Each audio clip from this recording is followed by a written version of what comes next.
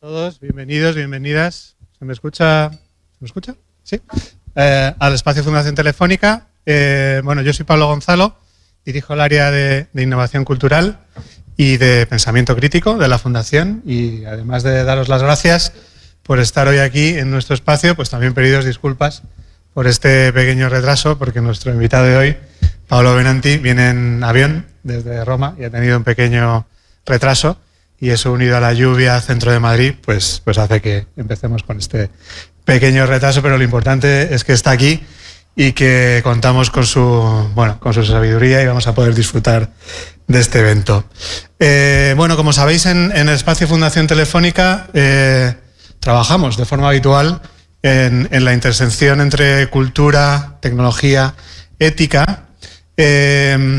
Trabajamos sobre arrojar un poquito de luz en el camino en el que nos lleva toda esta transformación digital, pero sobre todo también sobre la pregunta de hacia dónde queremos que nos lleve esta transformación digital, porque a veces parece que las cosas son inevitables y la tecnología tiene vida propia, pero nosotros creemos que no, creemos que la tecnología debe ser gobernada por las personas. Y de eso y de muchas otras cosas vamos a hablar hoy con nuestro invitado, con Paolo Benanti, a quien quiero agradecer muchísimo su presencia aquí. Muchas gracias, Paolo. Nosotros, que es sacerdote franciscano, es teólogo y es experto en ética digital. Ahora conoceréis mucho más su pensamiento, y ha reflexionado y reflexiona mucho en toda su obra sobre la intersección entre tecnología, entre inteligencia artificial y tecnología, y el concepto de dignidad humana. Y yo creo que es importante también, al menos para mí es muy relevante su mensaje y su pensamiento, porque no es solo una voz crítica sobre algunas cuestiones relacionadas con la tecnología, sino que es una voz que, al menos en mi opinión, busca pensar sobre cómo esta tecnología, como decía antes, nos debe servir o debe servir al ser humano, ¿no? Y creo que eso es especialmente relevante. El evento lo hacemos, por supuesto, con motivo de la publicación de su nuevo libro, que se titula El colapso de Babel, editado por Ediciones Encuentro, a quien quiero agradecer también su colaboración, y que creo que luego se podrá adquirir y firmar por el autor después del evento. Y para el diálogo pues contamos también con una persona de excepción, amiga de la casa también, que es Tiscar Lara, que es subdirectora de Transformación y Comunicación Digital del Instituto Cervantes, a quien quiero agradecerle también su compañía, y sin más dilación pues os dejo con la charla, que va a ser apasionante, yo creo. Muchísimas gracias.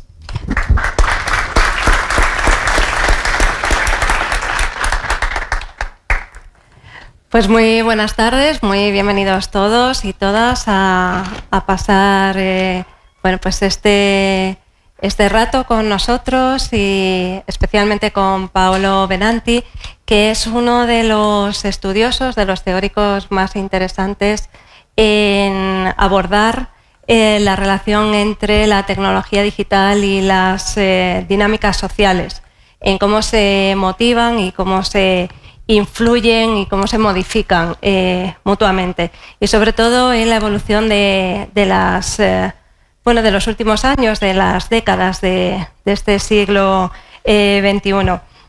Paolo es franciscano, también es consultor sobre inteligencia artificial en el Vaticano, y también consultor en la ONU y profesor de teología, y tiene varias publicaciones alrededor de estos temas que tanto nos interesan y que hoy nos traen aquí para abordar, para conocer más sobre este último libro.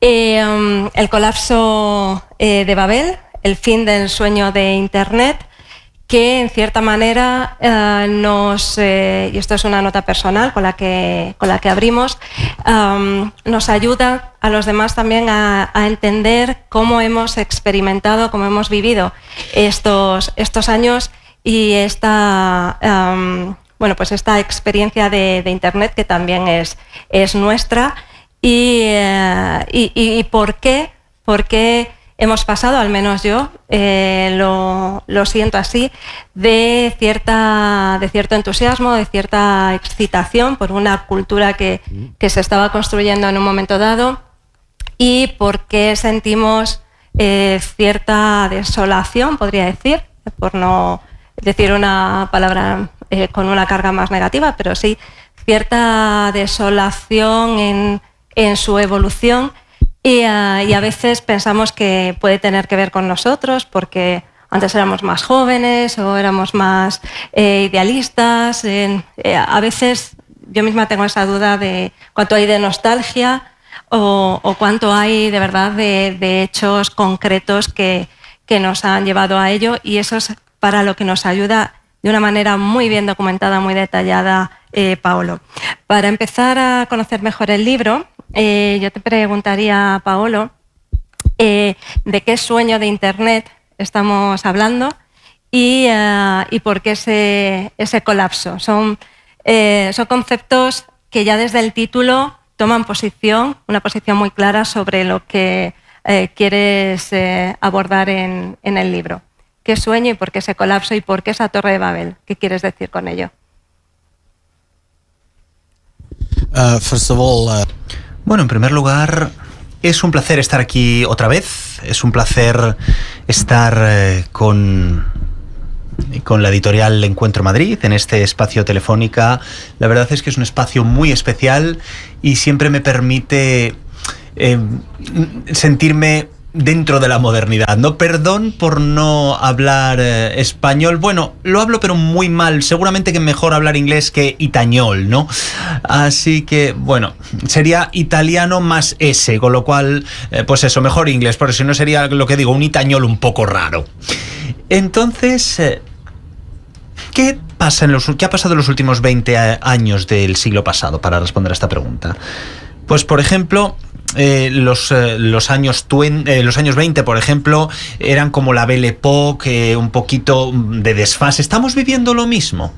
Estamos terminando las primeras décadas de este siglo, por ejemplo, con la primavera árabe. Con la primavera árabe empezamos a soñar. Y gracias a las aplicaciones de los teléfonos, pues la gente puede compartir lo que sienten, pueden expresarse, y el valor occidental de la democracia y de lo que estamos acostumbrados a llamar occidental en el sentido más estricto de la palabra se extiende por todo el mundo. Y la primavera digital nos dice que podemos tener un solo idioma, que es el valor de los valores humanos, y esos valores humanos se pueden expandir por todo el mundo. Esto es lo que nos dice la primavera árabe. Pero 10 años más tarde, en 2021, si vamos a Washington, tenemos a un montón de gente protestando, pues por ejemplo, los disturbios del Capitolio. Alguien acusa a otro de robar las elecciones. De hecho, nadie robó las elecciones, simplemente es la mayoría. Esto pasa gracias a la misma aplicación que produce el sueño de la primavera árabe. Entonces, en el caso de la primavera árabe, estamos construyendo la torre y en 2021, de repente, vemos los restos de la torre. Algo no ha ido bien. Que, bueno, pues esto es el contenido del libro. Pero dejadme que os dé una idea. 2012. En 2012, Facebook ya no era una empresa propiedad de una sola persona, sino que pasó a ser una empresa cotizada. Y después de que Facebook entrara en bolsa, 6 meses después el valor de la acción cayó. Y para parar en la caída de esta acción, Mark Zuckerberg tuvo que mostrar cuál era el valor de los datos de los usuarios de Facebook. Y de repente cambió la tendencia de ser una plataforma de compartir imágenes y el resto de cosas a algo que quería monetizar los datos de los usuarios y sus preferencias. Seguramente algunos recordáis el escándalo de Cambridge Analytica. Cambridge Analytica era una empresa que simplemente utilizaba esta idea de que Facebook pues intentaba vender los datos de los usuarios y empezaron a perfilarlos para obtener un cambio de la opinión pública en democracia. A finales de la segunda década, en 2017, hay uno de los diarios más importantes de todo el mundo que publicó un artículo que presentaba una nueva palabra para describir las relaciones internacionales. Tradicionalmente, pues conocemos el hard power, el poder duro, ¿no? Pues por ejemplo, Ucrania, Rusia, 40 kilómetros de tanques cerca de tu frontera. Bueno, pues quizá estamos empezando a pensar que esta relación tiene que cambiar, ¿no? Poder duro, hard power. Entonces, mira, pues empiezo a dejar a tus estudiantes a que vengan a mi país, les doy educación, pueden descubrir que les gustan los valores de mi estado y podemos hacernos amigos. Poder blando, el soft power. Este es el poder de las redes sociales para dañar el sistema democrático de otra persona. Cambridge Analytica es una empresa inglesa, por cierto, que estaba haciendo este tipo de cosas. Es este tipo de ejemplo de este tipo de poder. Un país no democrático puede utilizar un discurso de libertad de otro país y utilizar este espacio digital simplemente para producir una fricción dentro de la sociedad y dañar este tipo de discurso público o mecanismo de opinión pública. Así que sí, la torre ha colapsado, algo no está funcionando bien y algo con lo que soñábamos que nos iba a dar la libertad a todos está mostrando su lado oscuro, está mostrando que digamos, nos está faltando un punto importante, que es la regulación del espacio social digital. Y ahora estamos pagando las consecuencias, especialmente nosotros en Europa. Y vemos que los cambios sociales que se están produciendo en Europa y en las elecciones en Europa, bueno, vemos que hay un gran efecto inducido por los algoritmos a la hora de dar forma a la opinión pública. En toda esta secuencia de hechos, de movimientos que han conducido a ese colapso y que explican esta segunda década del siglo XXI, ¿hay algún punto de no retorno? ¿Algún momento que puedas identificar como más importante, como realmente el que ha tenido más fuerza catalizadora, que ya ha cambiado totalmente las reglas y nos ha llevado en esa dirección? Si tuvieras que escoger uno. Well, I make a conference 2 years ago. Mira, hace un par de años di una charla en Ginebra y el sobrino de Oppenheimer, el físico que hizo la bomba, estaba allí y me enseñó el diario de Oppenheimer. Y había un pasaje donde Oppenheimer decía: mira, los físicos pierden su inocencia porque descubren esto y les gusta. Creo que pasa exactamente lo mismo con las redes sociales, cuando el capital, no es una crítica al capital, ¿vale? Pero cuando el capital descubre que no era un juego, sino un nuevo mercado, es algo que se puede estrujar para sacar el máximo rendimiento, ahí es cuando empieza el problema. Parte de esto ha pasado gracias a un hombre que es muy famoso. Cuando escribí el libro no era tan famoso, que es Peter Thiel, que es muy cercano a Donald Trump en este momento, y era el gurú del capital riesgo en Silicon Valley. Y Peter Thiel era un estudiante brillante de Stanford, y está en Stanford estudió con René Girard. René Girard es un filósofo francés que en cierto punto tuvo que irse de Estados Unidos y se fue a Stanford y empezó a estudiar literatura y descubrió que había un mecanismo que describía el deseo de los seres humanos. Y a este tipo de cosas lo llamó la teoría mimética. ¿Qué significa esta teoría mimética? Simplemente, por ponerlo de una manera sencilla, no deseamos objetos, deseamos ser como la gente que tiene el tipo de objeto en cuestión. Entonces, no deseas ese coche. Lo que deseas es ser como el hombre o la mujer que conduce ese coche. No deseas ese perfume, ni deseas el reloj en cuestión. No. Deseas a la persona que lo lleva. ¿Qué pasa? Cuando tienes las cosas que deseas, la admiración para con el otro se convierte como una especie de odio. Y tienes que matarlo. René Girard era cristiano, pero no católico en el sentido tradicional. Y ponía un ejemplo muy claro. Pues, por ejemplo, por ejemplo, el deseo se convertía en algo que como que les inducía a matar a los demás, ¿no? Entonces Peter Thiel, como que esto le iluminó, ¿no? Dijo, anda, alguien me ha explicado el trabajo más profundo de lo que yo siento en mi corazón. Y no fue solamente uno de los principales alumnos de Girard, sino que se hizo amigo suyo. Simplemente para que tengamos una idea de esto, en 2018, cuando Girard falleció, la homilía en el funeral la pronunció Peter Thiel. Y en los Estados Unidos, cuando te licencias, pues tienes, digamos, las asignaturas principales y luego las asignaturas secundarias. La especialidad era filosofía y luego, por ejemplo, la secundaria puede ser economía, ¿no? Entonces, quería aplicar este tipo de modelos a la inversión. La primera inversión en la que invirtió fue Pivap. Y quería evitar el mecanismo mimético para evitar que la gente empezara a luchar dentro de la empresa, que empezara a pelearse. Con lo cual, ¿qué idea tenía? Dijo, vale, necesito a alguien que pueda cambiar de una tarea a otra sin ningún problema. Vamos a contratar a exmilitares.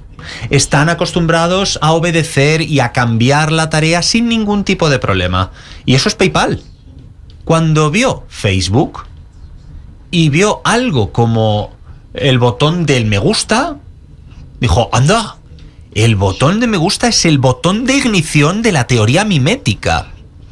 Entonces decidió en 2012, en 2013, simplemente amplificar el trabajo del botón de me gusta para maximizar el dinero. Y ahí es donde pierden la inocencia. Les empiezan a gustar cosas y la amplificación en el espectro demográfico simplemente lo que hace es que cambia la realidad. Entonces, esto es algo muy interesante, pero es algo contradictorio, ¿no? Pero, por supuesto, nadie puede vivir sin contradicción, ¿no? Es contradictorio que Peter Thiel, en 2017-2018, de acuerdo con la teoría de Girard, estaba empezando a olerse un poco que las cosas estaban cambiando en Facebook. Entonces salió de Facebook y buscó otra empresa que, de acuerdo con su mentalidad, debería arreglar esta distracción que había provocado Facebook. Palantir. Es decir, para controlar a todo el mundo en todas las circunstancias a nivel digital. Esto es interesante, no solamente porque sea un punto de inflexión, sino también porque quizá estamos pensando que estamos hablando de tecnología, pero al igual que nos ha dicho el director, no es un tema de tecnología, sino un tema de sociedad y cultura. Con lo cual, la gran transformación de nuestro tiempo, las redes sociales digitales, no son una revolución tecnológica, sino a través de las ideas filosóficas. Y esto es algo que posiblemente nos pueda sorprender, porque podemos pensar que a lo mejor es un tema de teléfonos móviles, de algoritmos. No, pero la cosa va mucho más profunda que eso. Es un tema de creencia y de entender qué significa ser una persona. A los que apuntas de esas motivaciones, de esa filosofía que tú en el libro hablas de como credo, ¿no? Como que hay un sustrato, hay unas creencias, hay una ideología como sistema de ideas que mueven, ¿no? Que sirven de motor para tomar ciertas decisiones que acaban siendo críticas y que acaban configurando este nuevo Internet, ¿no? Después de ese colapso, de ese sueño anterior. Y ese credo tiene como decía, unos componentes, más allá de esa filosofía de la mimética que comentabas, tiene unos componentes específicos que, bueno, pues de alguna manera explican por qué ciertas personas con mucho poder en el campo de la tecnología están orientando hacia un camino en lugar de otro. ¿Cuáles serían esos componentes en tu punto de vista? Well, we have to avoid. Bueno, tenemos que evitar una tentación. Y la tentación es la de la sobresimplificación. Lógicamente, estamos hablando de un mundo, Silicon Valley, en el que podemos pensar en una inversión de 60.000 millones de dólares, y esto no es un problema. Si echamos un vistazo a la última ley financiera promulgada en Italia, que era una buena ley, es una ley que habla de 10.000 millones de dólares, con lo cual una sola empresa puede invertir algo que es 6 veces lo que un país europeo puede invertir. Hay gente que tiene muchísimo dinero. Elon Musk. Ayer creo que le dieron como $1 billón para que siguiera siendo el responsable de Tesla, $1 billón en los próximos años. En fin, es como le hemos puesto una etiqueta de normalidad a todo esto, ¿no? No deberíamos creer que todo es súper sencillo o que todo es en una sola dirección. Las cosas también están conectadas, y están conectadas, por ejemplo, de tal manera que hemos empezado a ver antes, ¿no? Cuando he hablado de PayPal. Porque PayPal es algo que surge como la primera empresa durante la crisis de las .com.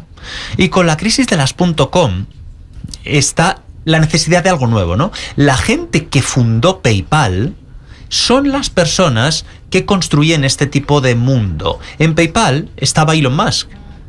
En PayPal estaba Reid Hoffman, el fundador de LinkedIn. En PayPal estaban los 2 fundadores de YouTube. En PayPal estaba Kevin Scott, que es el CTO de Microsoft. Entonces, en PayPal, este grupo de jóvenes que se convirtieron en millonarios, simplemente lo que se hizo fue compartir una idea, que era la idea fundamental. Vamos a romper las cosas y vamos a movernos rápido. La idea era utilizar la tecnología, si lo puedo decir de esta manera, para vengarse de una generación. Digamos, muchas veces hemos escuchado hablar de la generación X como la generación de la negación, o como que se ha suprimido una generación, ¿no? Pero ahora mismo Silicon Valley es el fruto de la generación X. Si los boomers aumentaran su ciclo de vida, al final lo que haría la generación X sería demoler la sociedad tradicional y crear una nueva sociedad digital para ellos mismos. ¿No hay espacio para los bancos, por ejemplo? Bueno, pues perfecto. Vamos a hacer PayPal. ¿No hay espacio para la televisión? Pues venga, vamos a hacer YouTube. ¿No hay espacio para un periódico? Bueno, pues bienvenidos a Facebook y demás, bienvenidos a LinkedIn. Entonces tenemos que leer este fenómeno a nivel global, este fenómeno que se deriva desde Silicon Valley como si fuera un nuevo 68, pero de la siguiente generación, de la generación X. Esto no pasa con protestas en la calle ni en la universidad, sino que se está produciendo como una demolición para que estas empresas pues incluso puedan destruir la forma tradicional de hacer las cosas. Y ya no es posible tener pues por ejemplo, coger un taxi casi, ¿no? Pues a lo mejor hay que utilizar Uber o FreeNow, aplicaciones. Veo mucha publicidad de FreeNow aquí en Madrid. Entonces, es la forma de crear estas empresas digitales. Y esto es algo generacional. Y siguen reuniéndose, hacen barbacoas, juegan con pistolas de agua, van a conducir cars, en fin. Es un entorno que les permite crecer con un deseo de convertirse en cierta manera en los líderes de este nuevo mundo. Bueno, la concentración de poder que muestran en este momento es un signo de éxito, un síntoma de éxito. El problema, mi miedo, el libro? Bueno, pues el hecho de que a partir de la industria tradicional están pasando a la democracia. Y no me gusta ver una transformación de la democracia en otra cosa, como hemos visto la transformación del mercado con Amazon, o la transformación de la banca con PayPal, o la transformación de la televisión con YouTube. Hay algo más básico, más fundamental, el valor fundamental, que no puede ser destruido simplemente a través de esta forma de innovación, que está bajo el eslogan de ir más rápido y vamos a romper las cosas. ¿Resquicio ves tú en el credo que pudiéramos tener de esa primera década, de ese sistema también de creencias, de esa California pero más hippie, de esa idea de lo colaborativo, del software libre, ¿no? De la cultura digital de ese tiempo? ¿Hay algún resquicio, como decía, y por seguir con metáforas y analogías, hay algo que nos pueda hacer pensar en un ave fénix que pueda recomponerse o que pueda servir de contrapeso?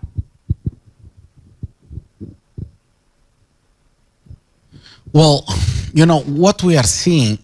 Bueno, lo que estamos viendo en estas 3 décadas de siglo XXI es que simplemente hemos perdido una oportunidad, y ha sido esta oportunidad de regular este tipo de cosas.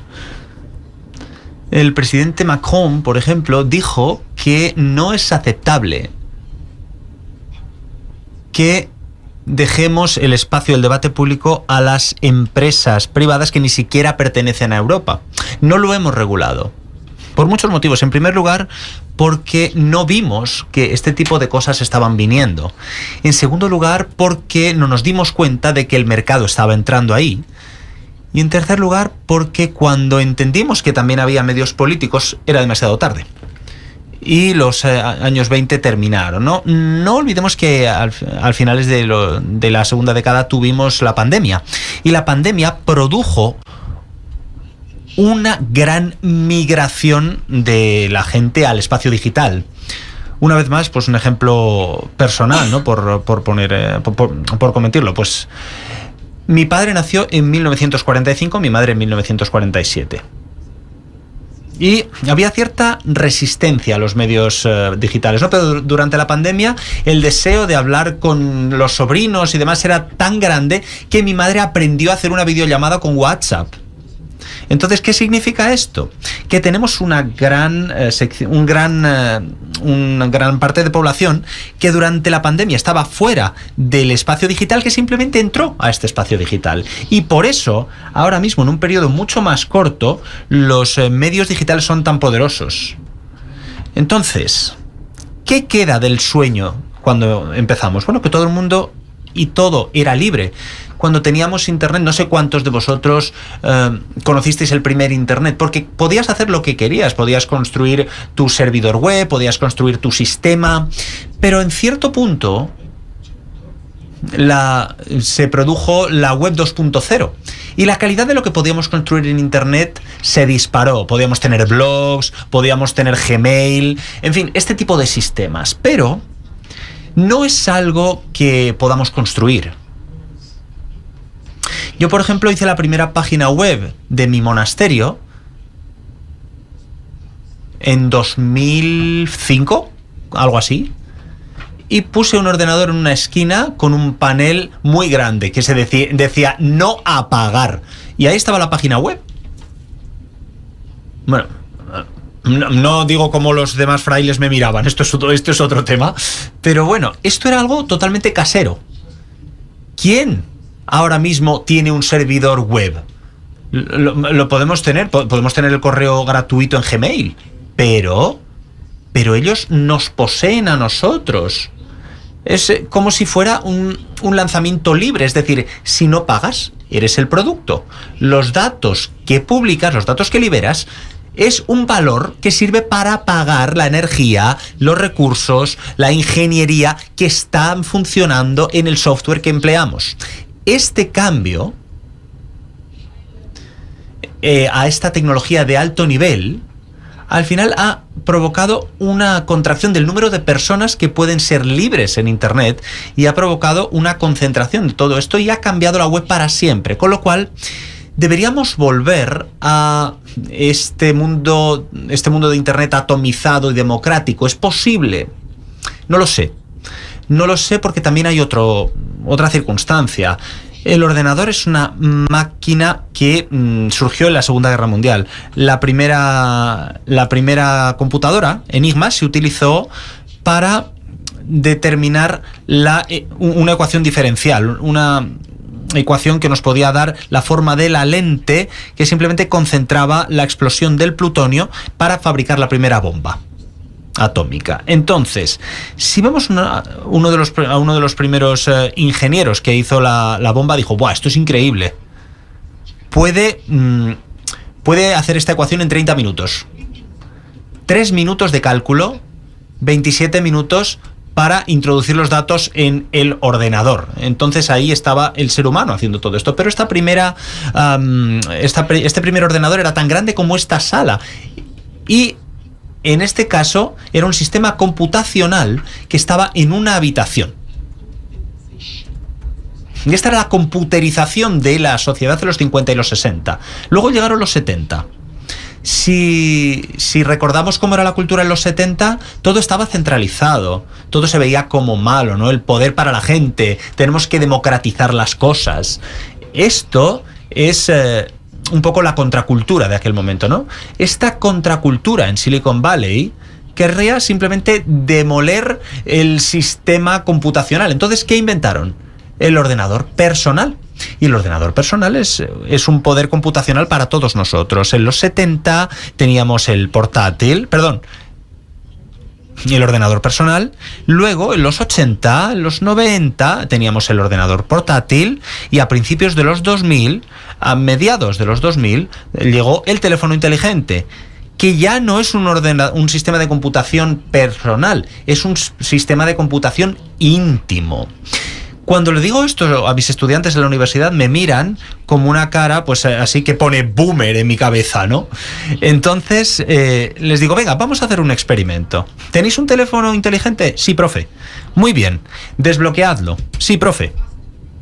Pásaselo a la persona de tu izquierda. ¿No podéis? Ah, así que es algo íntimo, ¿verdad?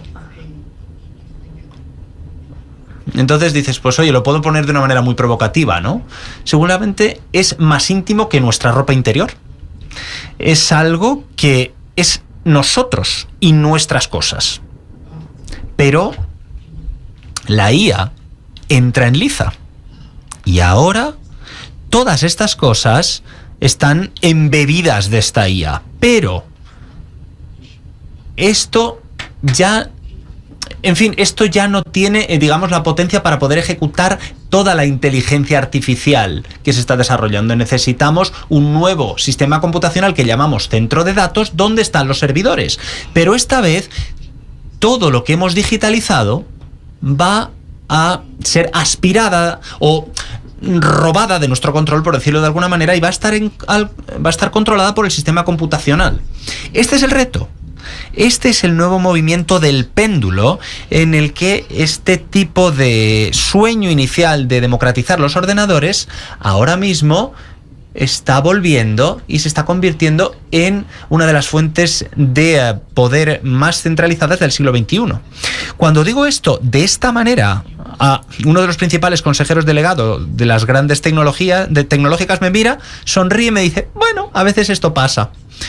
Bueno, cuando tienes ventaja, claro que pasa, pero es algo que está llamando a las puertas de nuestra democracia. ¿Qué querríamos hacer?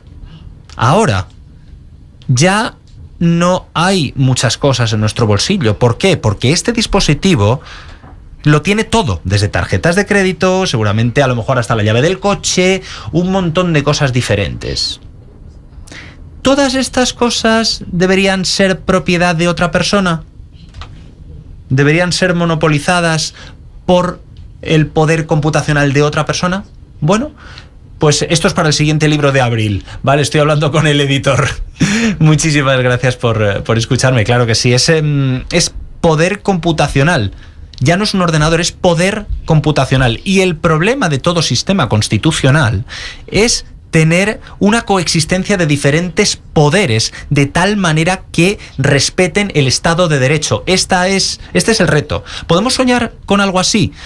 Bueno, he estado la última semana con Richard Stallman, que es el fundador de Free Software.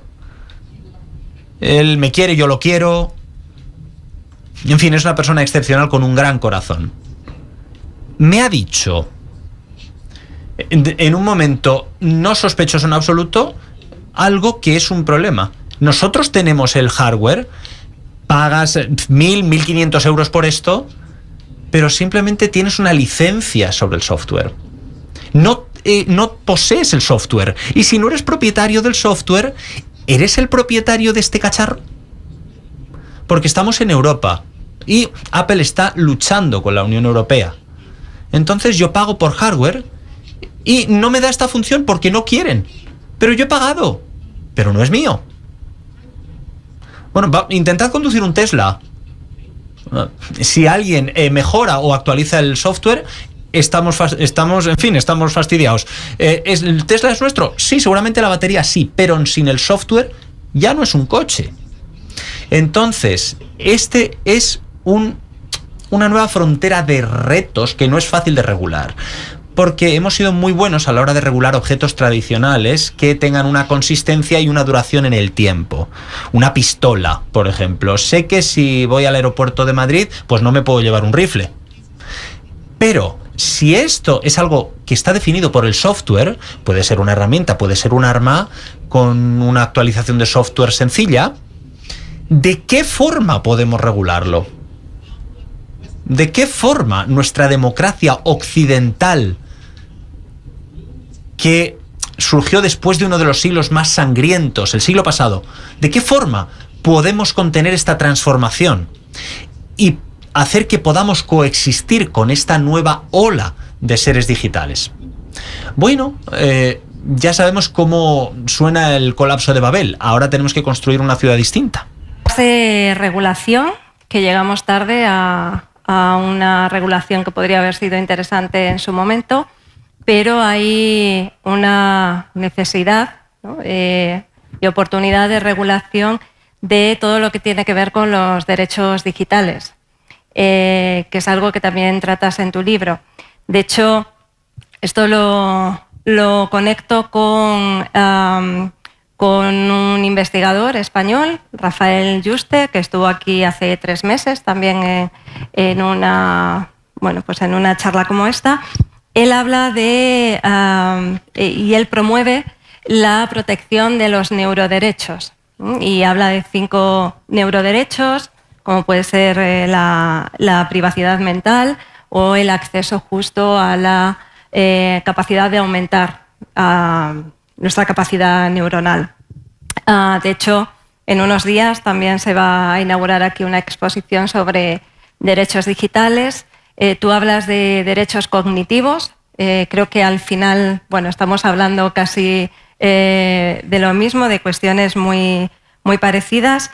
Y quería saber cómo lo planteas, qué tipo de agenda o qué hoja de ruta crees que convendría tomarnos en serio, para que no sea solo un tema que nos preocupe, sino que nos ocupe, y que podamos tratar con cierta urgencia, ¿no?, esta necesidad que identificas en el libro y, como digo, pues está ahora como muy encima de la mesa. Well, first of all, bueno, en primer lugar, estoy muy contento de que una empresa como Telefónica esté en primera línea de todo esto, no porque seáis una empresa como en Silicon Valley. Esto en primer lugar. En segundo lugar, necesitamos, digamos, guardianes. Hay un eslogan que dice: los estados innovan, Europa regula, China copia. Bueno, esto no es verdad. Yo pasé un año en el Comité de las Naciones Europeas con muchos chinos y regulan. Por ejemplo, lo que pasó en la plaza de Tiananmen con una inteligencia artificial, bueno, pues seguramente no pasaría nada, en fin. Pero es cierto que por unos poquitos de datos, pues a lo mejor se podía matar a 6 millones de personas. Y es cierto que no se pueden tomar más decisiones de este tipo de una manera automática, ¿de acuerdo? Es un umbral de la dignidad humana, es un umbral de los derechos humanos. No somos nuestros datos. Tenemos derecho a no ser juzgados por nuestros datos. Y los Estados Unidos es cierto que también están regulando, por mucho que digan que no, incluso aunque estén un poco imitando estas leyes, algunas de la Unión Europea, pero bueno, lo que tenemos que reconocer es que si no hay derecho, en realidad sí lo hay, y es el derecho más importante. Intentad negociar con Instagram sobre las condiciones de uso. No se puede. Si queréis estar ahí, tenéis que aceptarlas. Es el derecho del más fuerte. Intentad regular el derecho para que una tecnología nos impulse hacia un tipo de comportamiento que no deseáis. Hay una historia un poquito triste, ¿no? Hay esta familia de Belice, la madre es una gran activista y el hijo empezó a hablar con un chatbot. Y el chatbot le dijo que se suicidara, le animó a hacerlo. Es terrible. Y no hay regulación para esto. Porque el chatbot, pues ya está, se puede utilizar y ya está. Y si ves las capturas de pantalla de lo que le estaba diciendo el chat al chaval, es increíble. Algo que si lo hubiera hecho un ser humano, pues te meterían en la cárcel sin dudarlo. Y ahora lo llaman negocio. Entonces, no tenemos derechos cognitivos para saber si hay una máquina que me esté impulsando a comportarme de una forma que no quiero. No tenemos un derecho cognitivo que es la última frontera de la privacidad para tener algo en mí a lo que no se pueda acceder leyendo mi exterior. Es decir, el teléfono inteligente produce algo que podemos definir como el yo cuantificado. Y el valor real de lo que está aquí es que este yo cuantificado tiene un superávit comportamental que se puede monetizar para provocar un cambio en el comportamiento. ¿De acuerdo? Yo soy teólogo, pero bueno, enseño filosofía en la universidad en Roma, pero bueno, esto es totalmente accidental. El problema es que tenemos este superávit comportamental. ¿Esto es malo o no lo es? Bueno, la respuesta ética real es que depende. Suponiendo que tengamos a un trabajador en un lugar de trabajo y que utilicemos este superávit comportamental para que esté seguro durante su trabajo, para tratar de evitar errores y provocarle, bueno, errores que le cuesten la vida. ¿Es algo malo? Supongamos que tenemos, por ejemplo, una diabetes, un paciente con diabetes, y queremos llevar a cabo este superávit comportamental para que pueda tomar su insulina y para poder salvarle la vida. ¿Esto es algo malo? Lo estamos haciendo de una manera que lo estamos haciendo con el consentimiento del paciente. Entonces, esta es una definición muy clara, ¿no? Que sería la manipulación. Entonces, ¿deberíamos pasar de una sociedad de la persuasión hacia una sociedad de la manipulación? Esto podría ser un poquito misterioso, ¿no? Aristóteles, en este caso. Aristóteles dijo que somos una especie extraña, que no somos gatos, es fácil verlo, pero bueno, un gato sabe muy bien qué puede comer y qué no. No se puede envenenar a un gato, no se va a comer lo que no deba.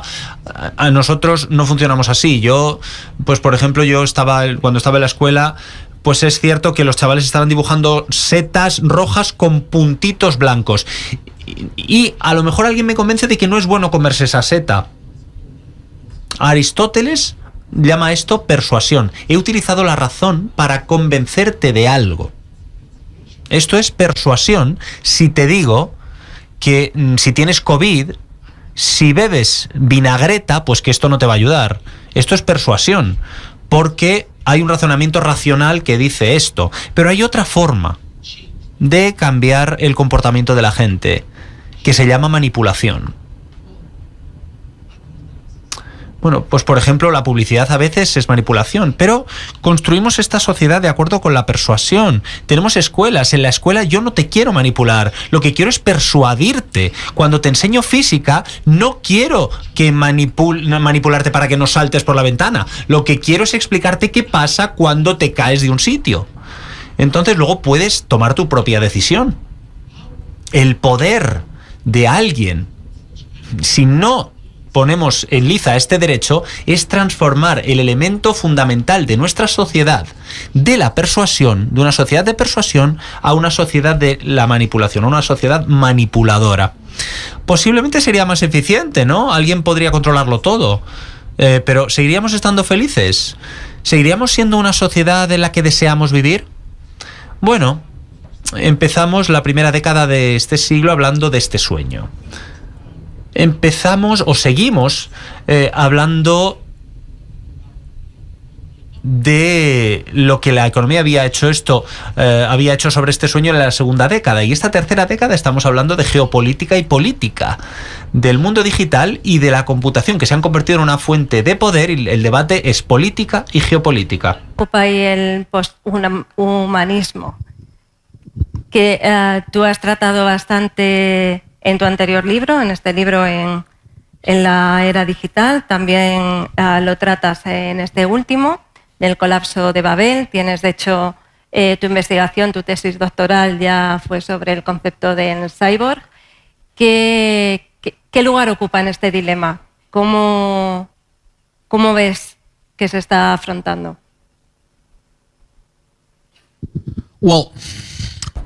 Bueno, ¿qué significa ser humano? Esto es un tema, ¿no? Porque al final esto viene antes de la respuesta. Este tipo de preguntas se plantea siempre que tenemos un cambio de edad, ¿no? Digamos, hay una frase de Hamlet, la obra de Shakespeare, que dice que el tiempo está fuera de control. Y ahí es cuando se descubre que alguien ha matado a su padre en Dinamarca, y es como que va algo contra la naturaleza, contra las cosas naturales, y esto que está fuera de control es como esta confusión, ¿no? Este estrés y demás. Pero esta expresión se utilizó para describir qué es lo que pasaba con el cambio de edad de la época medieval al Renacimiento y a la modernidad. Había un nuevo continente, América, una nueva religión, la reforma luterana de la Iglesia. Había una nueva ciencia, Galileo y Newton. Y el poder político estaba luchando por encontrar una nueva composición. Los grandes poderes nacionales surgieron en aquel momento. Entonces, a día de hoy podemos decir que el tiempo está fuera de control. Entonces, hay un nuevo país, China, y en la forma en la que lo conocemos ahora, nunca lo vamos a conocer a China como un país una superpotencia, ¿no? Tenemos una nueva religión. Lo que pasa en Silicon Valley, pues es una religión, el transhumanismo, posthumanismo y demás. Entonces, ahora hemos descubierto, por ejemplo, los medicamentos o las drogas con la inteligencia artificial. Este año uno de los premios Nobel ha ido a un investigador de la inteligencia artificial, el año pasado a 2. Entonces, en el caso de la democracia está luchando un poquito, ¿no? Es un momento de cambio. Estamos viendo cambios. Entonces, ¿qué significa ser humano? Esto se tiene que volver a definir. Y si en la época medieval era el día imago, digamos, el espejo de Dios, en la nueva era tenemos que definir los derechos humanos, que eran igual que antes, pero tienen que estar cimentados en la nueva comprensión de los seres humanos, y ahora mismo estamos luchando de esta misma forma.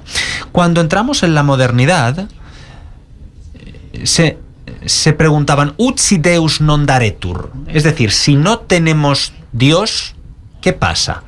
Ahora mismo es homo non dareto, como si no hubiera humano. ¿Cuál es la diferencia entre una máquina, que es tan potente como una inteligencia artificial, y un ser humano? Este tipo de nuevas herramientas son simplemente un espejo que está haciendo que respondamos a esta pregunta: ¿qué significa ser humano? Y en una sociedad, algo que tiene que respetar a los humanos y a la dignidad humana. Si estamos luchando para definir lo que es la sociedad, es porque estamos luchando para definir qué significa ser humano. Entonces, la respuesta es: no es el lugar del humanismo, pero necesitamos el humanismo. Tenemos que definir lo que significa ser humano. Recordamos a Leonardo, para crear un espacio seguro en el que podamos vivir esta época de transformación de forma segura. Tratando de nuevo, y ya por ir acercándonos al final de esta charla para poder dar voz aquí a nuestros invitados, quería leerte un párrafo muy pequeñito de una columna de una periodista española que trata estos temas de tecnología, sociedad, pensamiento, comunicación, que es Delia Rodríguez, que ayer precisamente en su columna del País decía: es preocupante que la maravillosa posibilidad de comunicación abierta por lo digital se haya transformado en un acoso sistémico que insensibiliza al poder, erosiona la democracia y aleja a las almas sensibles de los puestos públicos. Solo aquellos con la piel más dura sobreviven, y es a cambio de no sentir nada. Me interesa cuando hablas en el libro de democracia computacional y de que hemos pasado de la sospecha a la duda. Pero no una duda basada en lo racional, sino una duda que yo me atrevo a decir, si he interpretado bien, que tiene más que ver con aquello que decía Hannah Arendt, de que mentir constantemente no tiene por objetivo que la gente crea esa mentira, sino que se garantice que ya nadie crea nada. Por eso, en este estado de desinformación y de falta de referentes de instituciones que garanticen esa, que aporten esa credibilidad, y de esta crisis de esa idea de democracia, también de esa idea de qué es lo humano, ¿cómo crees que podemos actuar? ¿En qué planos para poder recomponer esas grietas que se han abierto y que tú identificas de manera minuciosa en el libro?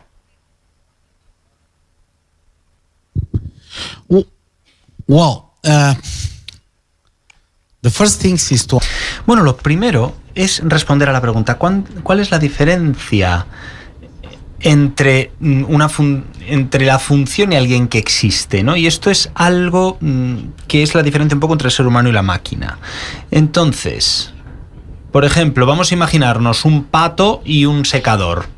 La forma es muy parecida, ¿verdad?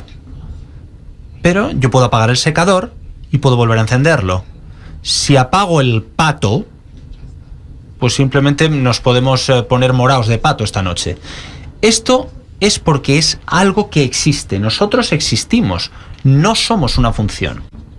Entonces, esto nos da una condición sin parangón, que al final es que tenemos que preocuparnos. Es decir, el contorno, la identidad, el límite, el significado de ser un ser humano vienen dados por este tipo de tiempo limitado de existencia. Lo segundo es algo que emerge a través de un diálogo que se produjo el 6 de abril de 1924 entre Bergson y Einstein.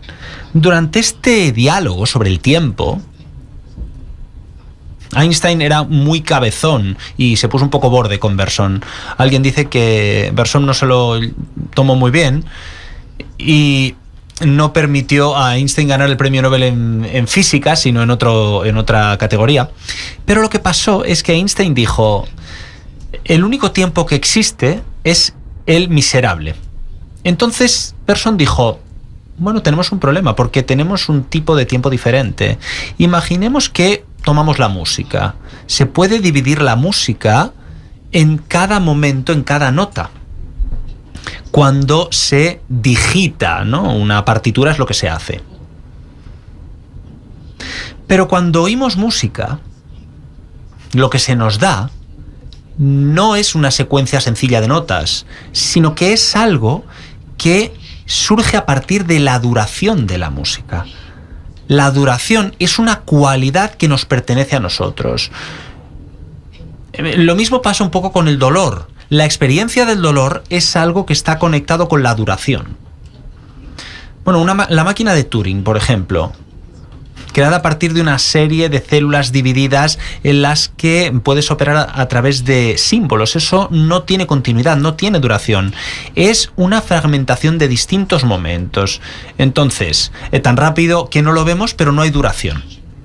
La naturaleza de los seres humanos tiene que estar conectada a la duración. ¿Qué significa ser humano? Es la duración. Y debido a esta duración, bueno, el amor es un tipo de duración, el sufrimiento es una forma de duración. Entonces, ¿qué es un derecho humano? Pues permitir a la gente que sean libres para amar, evitar que sufran, evitar la injusticia. Entonces, ¿qué significa ser humano? Significa tomar esta cualidad, que no es una cantidad, y respetar esta cualidad para que esta cualidad sea protegida y expresada dentro de una trayectoria personal que llamamos trayectoria social. Ya para terminar, una última pregunta y una curiosidad por mi parte. Viendo tu trayectoria, tu capacidad para describir, para escribir, todos estos cambios que hay, cambios de época, que también has trabajado mucho sobre ese concepto. Quisiera saber en qué estás trabajando ahora, cuál va a ser tu próximo libro, que seguro que espero que podamos ver pronto, pero bueno, me interesa saber qué estás ahora estudiando. Well, actually, pues es verdad que escribir algo después de este libro me ha llevado un tiempo. He tardado 1 año y pico en escribir el siguiente, pero me quiero centrar en esta transformación, ¿no?, que he esbozado, en el sentido de que la computación ahora mismo es poder computacional. Y para hacer esto, pues he tenido que esbozar lo que significa el poder, que en griego se dice kratos. El poder es la capacidad de hacer que algo suceda. Y si se traduce computar compute en inglés es exactamente esto. Pero poder no solamente la capacidad de forzarte a ti a hacer algo, sino que si lo haces sin que yo te fuerce, eso es el auténtico poder. Y también es el poder que se encuentra en la violencia, ¿no? Mucha violencia contra las mujeres se produce de esta manera. Y es una violencia psicológica sobre los demás. Este tipo de máquina es capaz de tener este poder, ¿no? Pero lo que damos como respuesta al poder, al kratos, es el ethos, la ética.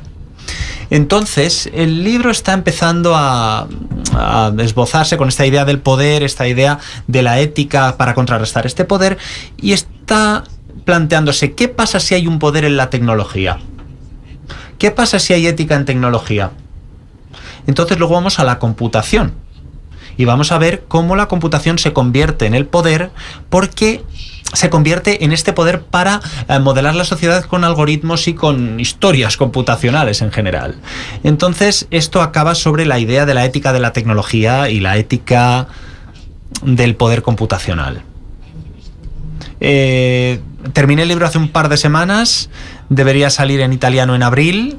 Y seguramente tenga que ajustar un poquito porque he escrito mucho y ya sabéis cómo son los editores. No, mucho, esto cuesta mucho y nadie lo va a comprar. Bueno, en fin, va a ser un poquito más finito, no demasiado, espero. Pero como digo, en abril va a salir en italiano. Y creo que habla sobre la tercera década, la que falta aquí, ¿no?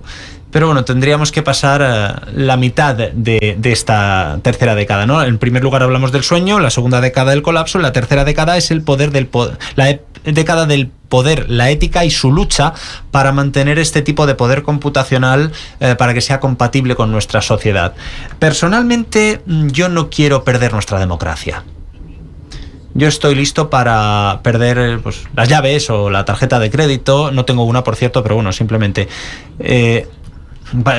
si la tengo aquí, ¿no? Pero la democracia, algo que por lo que luchó mi abuelo, en fin, no la quiero perder.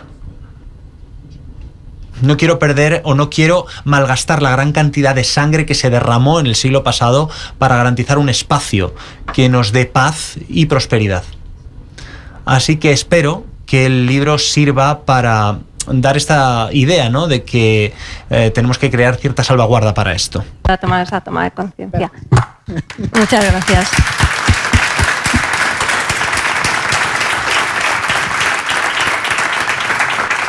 Muy bien. Tenemos un tiempo ahora para alguna intervención, pregunta. Sí, por allí. María.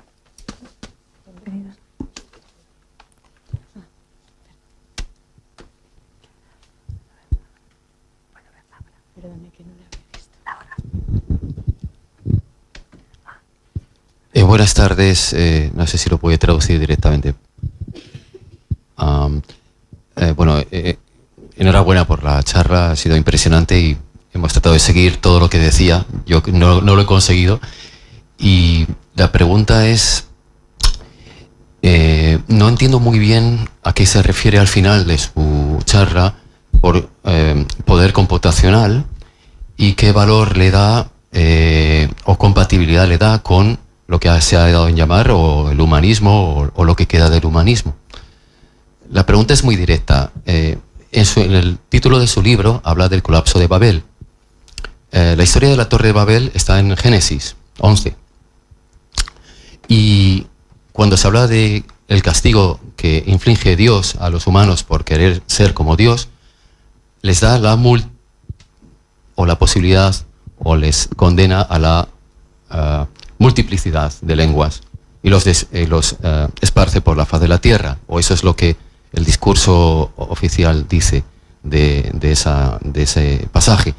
Mi pregunta es, al final es una lucha, al final de los tiempos es una lucha en donde estamos ahora entre el poder computacional o la inteligencia artificial y Dios, porque usted ha citado a Peter Thiel y a todos los mesianistas en Estados Unidos.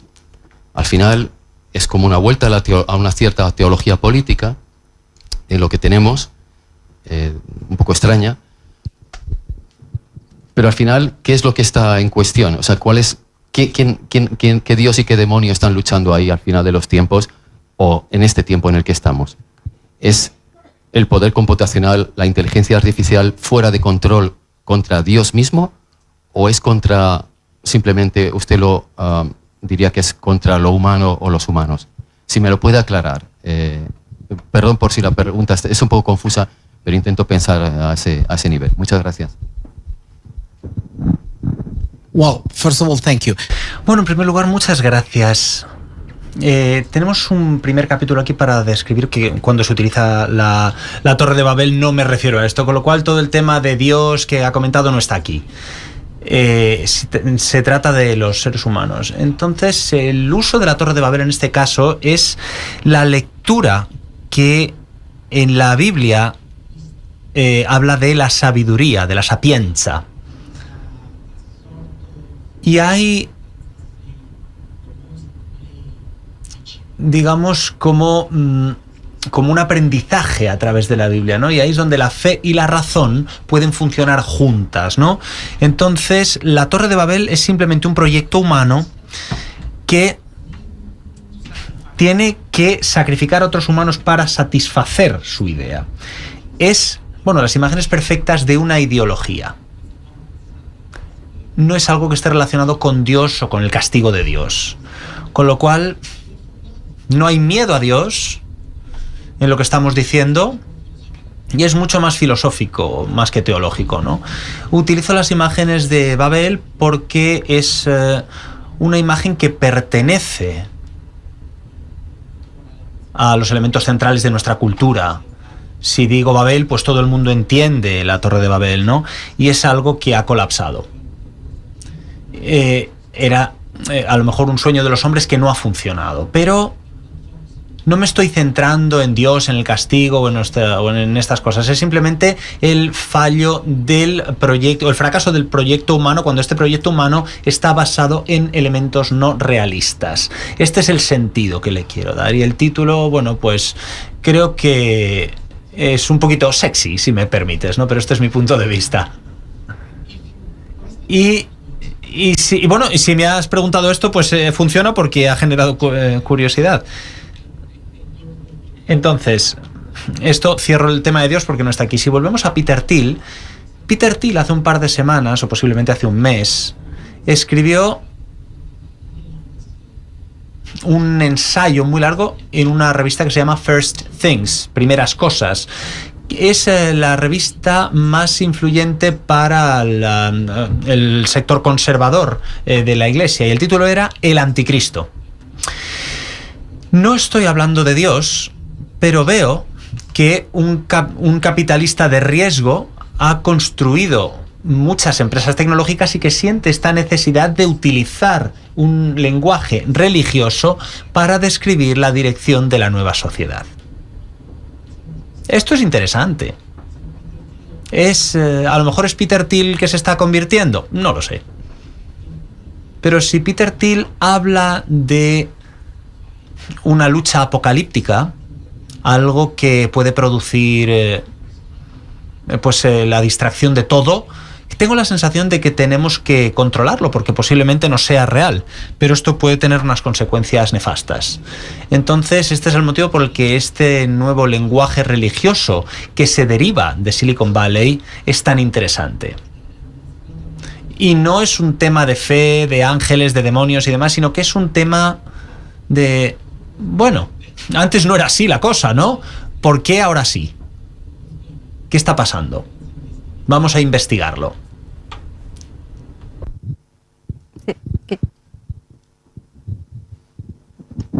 Buenas noches, muchísimas gracias por ponernos a pensar. Soy psicoanalista y mientras lo voy escuchando y nos vemos aquí, el grupo etario, somos más o menos contemporáneos y la gran preocupación son los niños y adolescentes. Si tuviera usted una charla con niños y adolescentes, ¿qué ideas, cómo accedería, con qué ideas los ayudaría a pensar? Gracias. Well, first of all, I see. Bueno, en primer lugar, veo una reacción muy diferente al espacio digital entre los chavales jóvenes en comparación con lo que tenemos ahora, ¿no? Parece que tienen una relación con la red social digital de una forma muy diferente. Es mucho más peligrosa, es decir, los chatbots, son mucho más peligrosos que lo que tenemos ahora. Ven Facebook, por ejemplo, como algo para viejos. En fin, a lo mejor TikTok sí, pero no tanto. Y yo utilizo algo para contarles todo esto, que es un poco mi miedo personal. Yo cuando era chaval me encantaba jugar al fútbol. Y bueno, iba al campo que estaba detrás de la iglesia y le decía, estaban los Boy Scouts y empezábamos a jugar al fútbol, ¿no? Era un lugar salesiano y había una estatua de Don Bosco con la mano puesta de esta manera. ¿Os imagináis a 30 chavales con una pelota y una pelota con la mano así? Bueno, realmente, ¿qué queríamos hacer? El que ganaba era el que conseguía darle a la mano de Don Bosco. Entonces, un día la mano se rompió. Y los salesianos me engancharon y me enseñaron cómo hacer cemento y cómo arreglar la mano. Si esto pasara, alguien, pues a lo mejor haría un reel, lo publicaría en internet y podríais ponerme en Google Paulo Benanti, que va a Telefónica, y veríais el destructor de la estatua de los salesianos. Estamos generando, por ejemplo, tatuajes digitales que nadie puede quitarnos, ¿no? Entonces tenemos que tener cuidado, porque las cosas más absurdas que hagamos esta noche pueden marcar nuestra identidad durante el resto de nuestra vida. Y lo siento mucho por ellos, porque yo era libre para hacer o para cometer mis errores. Lógicamente esto es una broma, ¿no? Con una libertad que ellos no tienen. Porque siempre hay alguien haciendo fotos, subiendo fotos, haciendo este tipo de cosas. Y es una jaula. Les estamos condenando a una prisión digital que no teníamos cuando éramos chavales. Y lo siento mucho por ellos. No quiero enseñarles ética. Lo siento mucho por ellos. Y cuando tengan esta sensación, ahí es cuando empieza el diálogo. Y empiezan a decir cosas que son mucho más profundas que de lo que habría podido imaginar. Y les digo que están sufriendo por todo esto. Y lo que esto significa es que al final pues se están quedando sin amigos, se sienten solos. Y también la cantidad de tiempo que necesitan o que pasan con el psicólogo, ¿no? Esto al final cada vez está subiendo muchísimo. Hay algunos estudios que lo conectan con el tiempo que pasan ante pantallas, pero este no es su problema. Es la falta de una generación adulta que les pueda ayudar a salir de todo esto. Seguramente nos falta la energía para ofrecerles alternativas. Esto es... pues esto es como muy sexy, ¿no? Esto se ha hecho adrede. Esto se ha hecho adrede para que mole. Se gasta mucho dinero en el mejor ingeniero para que mole. Entonces, que haya un padre que le diga, léete un libro. En fin, pues con todo el dinero que se han gastado para que mole, pues ya está. Fin de la partida. Pero tenemos que crear una alianza. Tenemos que tratar de definir nuevas maneras de darles cierto tipo de alternativas para que no se cierren en esta jaula invisible pero tan súper poderosa. Paul, how you doing? Good. My name is Julio César. Me llamo Julio César. Muchas gracias por habernos hecho pensar, muchas gracias por su sabiduría y por todo lo que ha compartido con nosotros. Me gustaría tener el poder cognitivo, ha sido un día muy largo, pero me gustaría tener el poder para entender todo lo que ha estado contando. Estas palabras vienen de un joven Paolo con 30 años, con una gran pasión por el cine. Y yo tuve el placer de darme cuenta de cómo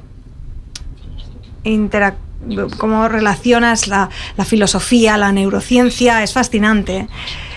Y me surge una pregunta en cuanto a la humanidad. Y pienso en nuestra percepción del tiempo, en lo pequeño o insignificante que es el tiempo, a lo mejor, para un individuo. Y en cuanto a esta pregunta sobre la humanidad, los niños, sobre cómo podemos contraatacar esta transformación digital para los niños y cómo podemos pensar en nuestro cerebro, cómo podemos abordar todo esto, ¿no? Con los conceptos de Aristóteles, de justicia. Y has mencionado algo más, pero no lo recuerdo. Y yo mismo, como adulto joven, como optimista y como mentor, también como profesor que soy, pienso en la responsabilidad, en nuestra responsabilidad en educar a estos niños. Niños que ahora tienen 5 o 10 años y que probablemente van a desarrollar un intelecto. Va a haber cosas que van a ser muy fáciles para ellos, pero ¿y qué hay de la humanidad para ellos? ¿Qué hay de la sabiduría? No se trata de conocimiento, sino de sabiduría. Eso es lo que veíamos, ¿no? ¿Y qué diferencias vemos entre el momento de Aristóteles y la actualidad en este tema de la humanidad y la sabiduría? A way to answer to your question is to try. Bueno, una forma de responder a esta pregunta es encontrar lo que no es posible obtener a través de los medios digitales. Te doy todos los medios digitales, todo lo que te puedas imaginar. Y permíteme que te plantee esta pregunta.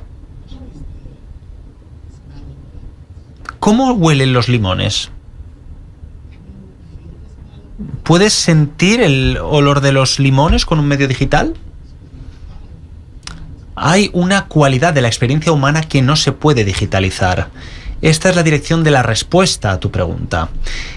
Y solamente en este momento, si volvemos a esto, si somos capaces de traer todas estas experiencias que podemos llamar el olor de los limones de forma colectiva, vamos a poder volver a la respuesta de tu pregunta. Tenemos que encontrar el elemento central que necesitamos. 2 intervenciones más. Bueno, tenemos 3 pedidas. Terminamos con estas 3 para terminar. We finish with this. Lo primero, me ha encantado la charla, muy chula. Y me has mencionado una cosa cuando hablabas de la PayPal Mafia, perdón por la expresión, de que habían sido aislados de la sociedad de alguna forma y habían conseguido abolirla y reconstruir algo nuevo, solo que luego ha causado un nuevo sistema en el que, en mi opinión, y probablemente la de mucha gente de mi generación y otras, han vuelto a dejar excluida a mucha gente. Entonces yo, igual desde mi inocencia, me pregunto como generación Z si hay un margen para que esta gente que se ha quedado excluida vuelva a salirse de ese sistema que han construido y construir algo nuevo, entre comillas. Porque si lo piensas, todos los datos de los que se ha construido esta IA vienen de la gente. Juntos tenemos la capacidad computacional de un data center probablemente y de 2 y grandes. Y yo me quería preguntar, ¿hay razón para ilusionarse y para pensar que hay una forma de escaparse del sistema que están montando y hacer algo más formado en la colaboración y en el altruismo entre la gente? ¿O es una batalla ya perdida y estamos condenados a lo corporativo y ya está algo que está establecido y se va a quedar así por ellos?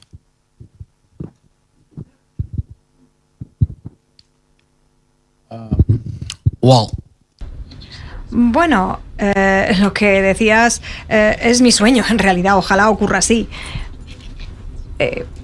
Pero no sé si va a haber una manera de conseguir que ocurra.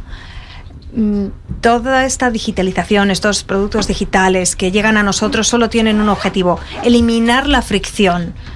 Intentar encontrar un taxi. Intenta encontrar un taxi ahora mismo sin una aplicación.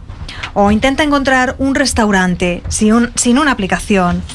No, ahora mismo hay algún restaurante bueno por la zona. No, para ello necesitamos una fricción. Y con esta digitalización lo hacemos sencillo, eliminamos esa fricción. Lo hacemos fácil, accesible.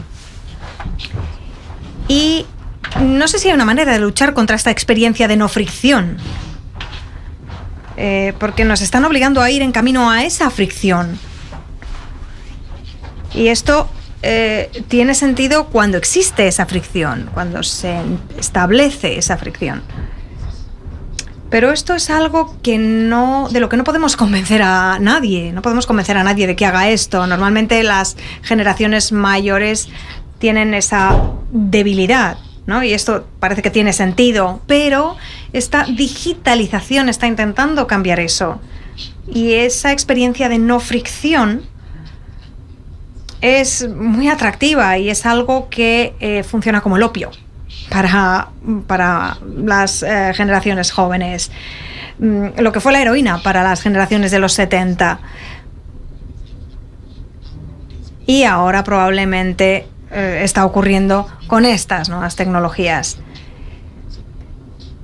Pero es fuerte lo que estoy diciendo, pero bueno, creo que no está muy alejado de la realidad, la verdad.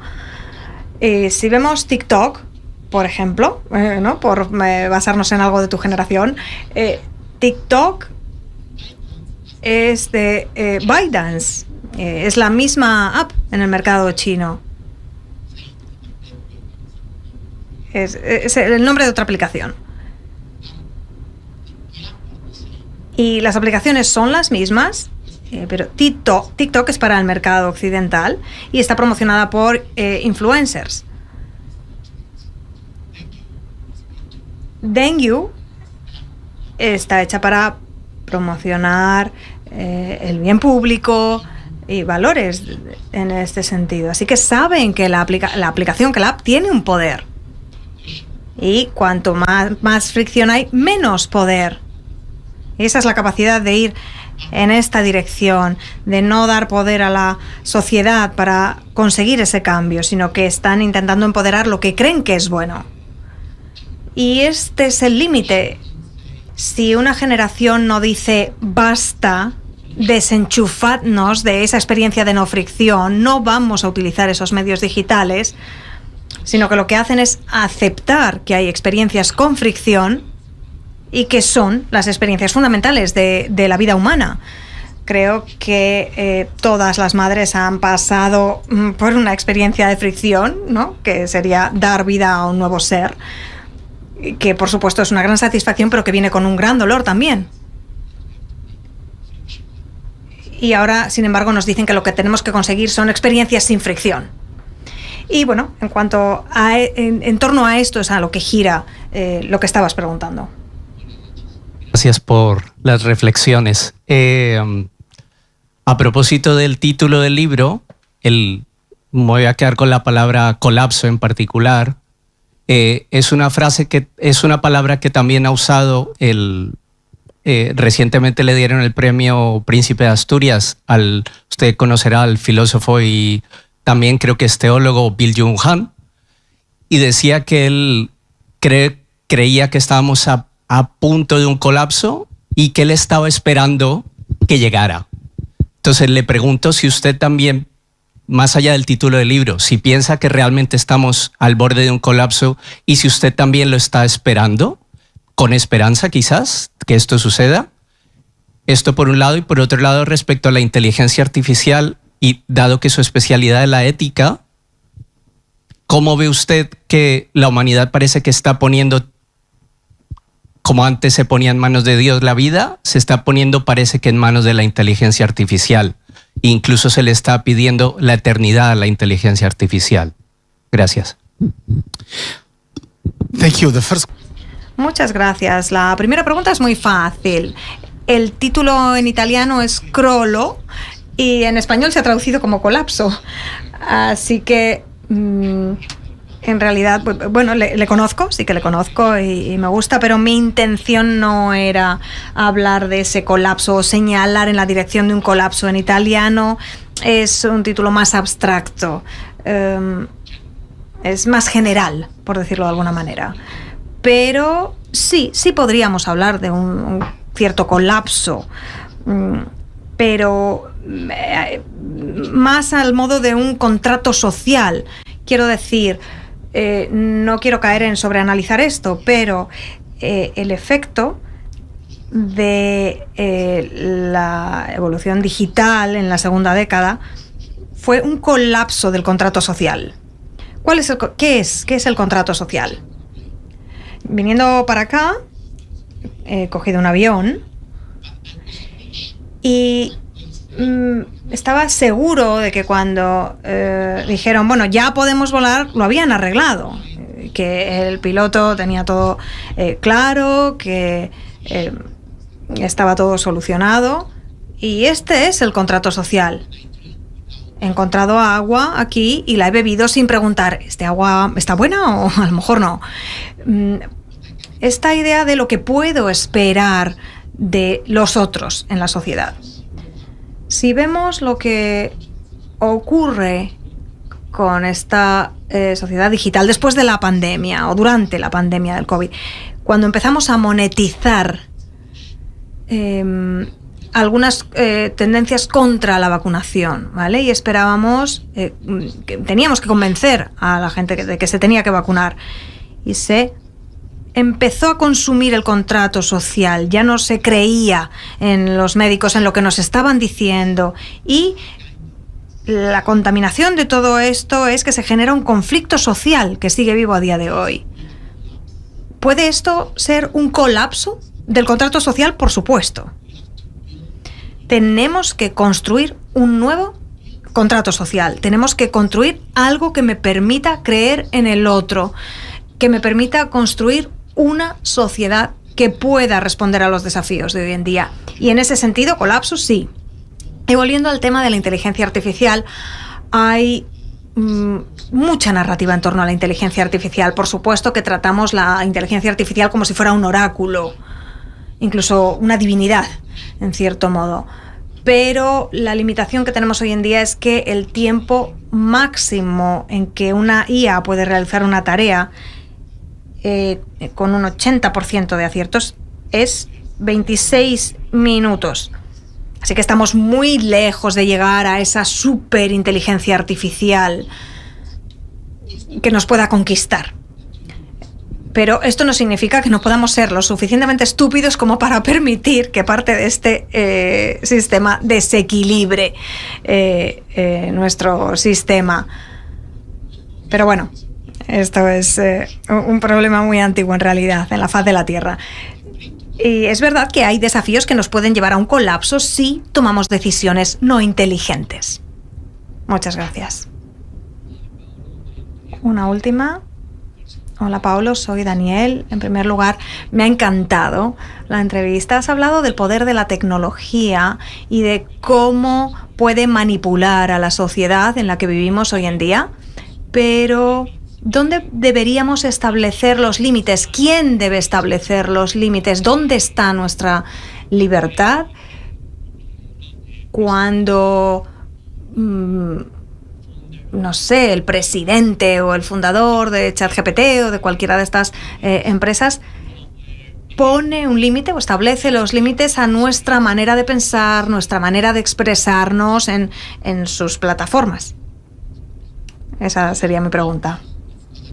Bueno, no es una pregunta fácil para terminar, pero el problema es que todo esto es digital y como es digital puede llegar a cualquier lugar del mundo sin ningún tipo de frontera o nacionalidad. Si vemos lo que está ocurriendo con Signal y Telegram, por ejemplo, se ha pedido una serie de datos a las empresas y, bueno, reciben una petición sin información, porque la manera de hacer una ley en España, por ejemplo, es, bueno, no se puede utilizar la inteligencia artificial para esto, pero si hay una inteligencia artificial que se asigna a una tarea, ¿cómo puedes aplicar? ¿Cómo puedes hacer que se cumpla esa ley? ¿Cómo puedes controlarlo? Bueno, este es el tipo de problema al que nos enfrentamos para regular las IAs. Es difícil tener una regulación global, pero, y este es el problema, estamos en un mundo realmente dividido. Y si supierais la cantidad de presión que pone Naciones Unidas, por ejemplo, hay guerras, hay conflicto, no son tiempos fáciles, pero tenemos que mantener la esperanza, porque al final el ser humano creo que va a encontrar la manera. Pero el problema es especialmente no en el uso entre empresas, sino en el uso de empresa a consumidor final. Este sería el problema. Si vemos, por ejemplo, el bullying digital en una red social, no podemos forzar a las empresas a que eliminen esos contenidos. Y para alguien puede ser cosa de un día, pero para alguien puede ser un mes. Y esto es un abuso de poder por parte de estas empresas que deciden que no cumplen la ley. Y nadie debe estar por encima de la ley. Así que tenemos que recuperar un sistema que garantice estos derechos a los ciudadanos. De manera que los ciudadanos tengan más poder. Y es un desafío, es un reto, no hay una solución fácil, pero tenemos que concienciar al mundo sobre esto para conseguir una sociedad más segura. Acompañarnos, por hacer el esfuerzo de venir aquí a estar con nosotros, a presentarnos tu libro. Es un placer,